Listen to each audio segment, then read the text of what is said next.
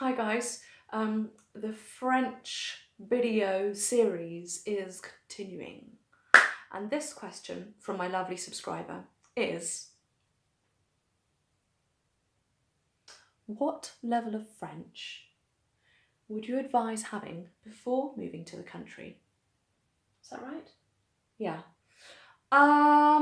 Okay, so I know that Robin, before he moved, my husband, he had some French lessons, and that was really helpful for kind of basic grammar and just kind of starting to get an idea of the language a bit more. Although he had been passionate about the French language most of his life, and he has always had, since I've known him for the last 11 years, a French verb book, which I thought was a little bit odd, but you know, he likes looking at French verbs. He also had lots of French dictionaries, and he would look things up when he didn't know a word and he just wanted to know it. And that was just generally through our life, even before we wanted to move here. And I already could speak what I would call 5-year-old French. So I had the kind of French that's very comfortable with speaking in, what do you call it? The kind of impolite, non-formal tu form, rather than using the formal vous form, which I could do, but it was a bit ropey at times, and especially when I first moved here, because I personally didn't do any practice of speaking French before I moved. I was just like, yeah, I'll wing it when I get here. There at the beginning, I'd like have a conversation with someone where I knew that I should be speaking formally, and I was flipping between the tu and the vous form a lot. But over time, that left, and I just apologise and say, pardon, vous. And my daughter also had 2 terms worth, I think, of French lessons, and she was 7 before we moved. And that was probably helpful to get her mind into the idea that she would be starting to learn seriously another language and live her life with another language and not just English. So it was good for her, I think, on the mental side of thinking about things, but actually she didn't learn a huge amount in that way. And for her, literally, as soon as she started French school, she was like on it every day. She wanted to make friends, and she made friends very quickly. Literally after day 1, she was like, "Oh, mummy, I met someone called Joanne, and I met someone called this, that, and the other, and really nice." And because she had that kind of passion to want to communicate with her peers, it made her want to learn French. Not quickly. She wasn't like grabbing out for it. It just kind of happened so naturally for her, because it was just infused in her every day. She was infused in French more than we were as adults, and Robin can spend many days go past where he doesn't speak any French, because he's a plein air painter and goes out in the mountains, and if someone stops his car and says hello and has a chat, then yeah, he's speaking French. But that doesn't, it almost happens every time, but sometimes he can go days where he doesn't speak any of the French language. But yeah, so before you go, I think for one person in the couple or in the family, it's probably beneficial for you to have more than a very basic standard of French language, because it's true that at the beginning you will have to make calls to lots of different organisations to set up your healthcare, to set up buying a house or renting a house. Yeah, there's lots of scenarios basically where you might want to know more than the basic. So I would go and have lessons, but also at the same time, don't kind of stress about that, because as soon as you're here, like for me, I was terrible at writing French before I moved here, and it took me a really long time to write emails and to write text messages even. And the same goes for Robin. He didn't really know how to write any French, and he's now at about a year, so we're half a year more than that now, but at about a year he started thinking, oh, maybe I don't need to use translate every time I write a text or whatever, so for him that's already changed a lot.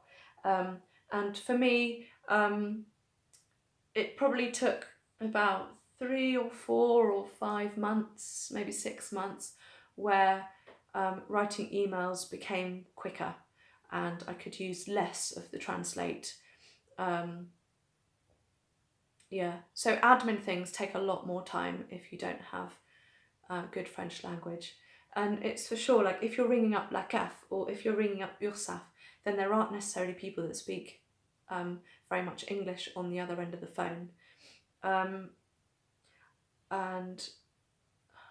But when you're actually going out in your day-to-day life and you're going to the shops or you're meeting people at the school gates, or you're going to festivals in the summer or whatever, you will find a lot of people that can speak English of different degrees, and you can have conversations with people with very little English. So I would say that, as soon as you get here, your French will just go and explode.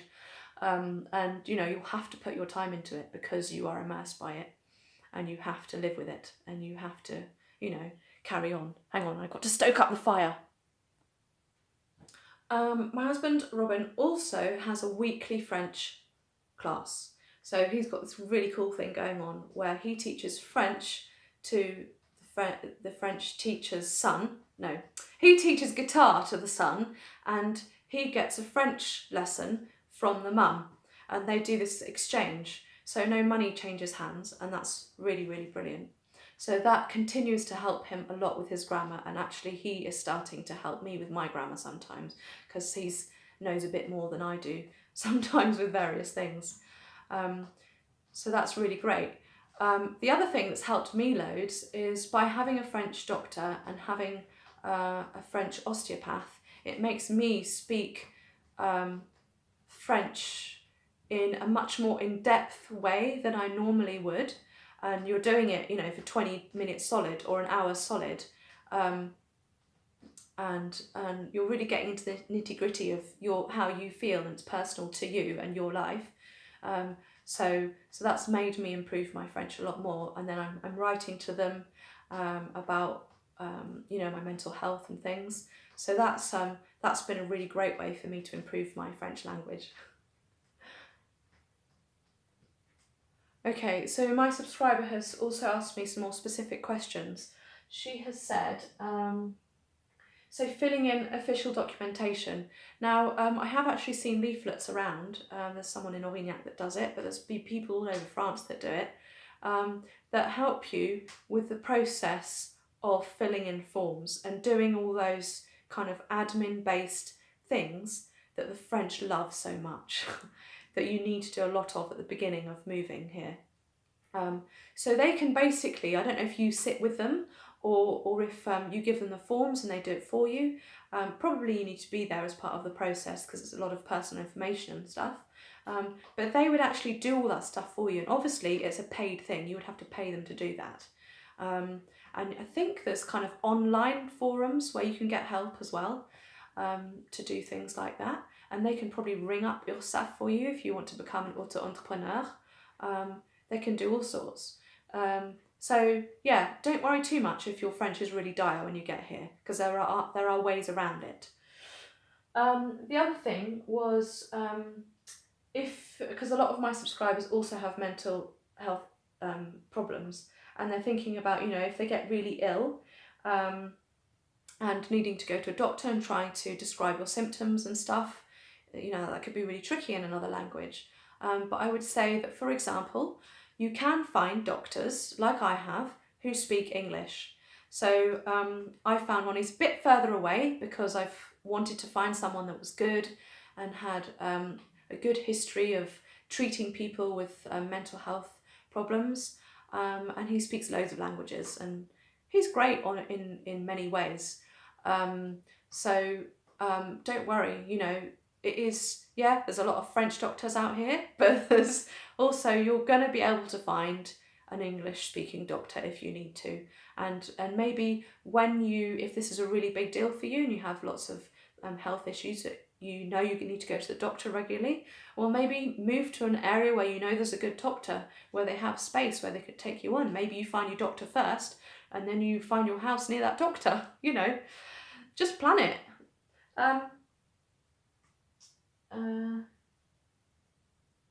Yeah.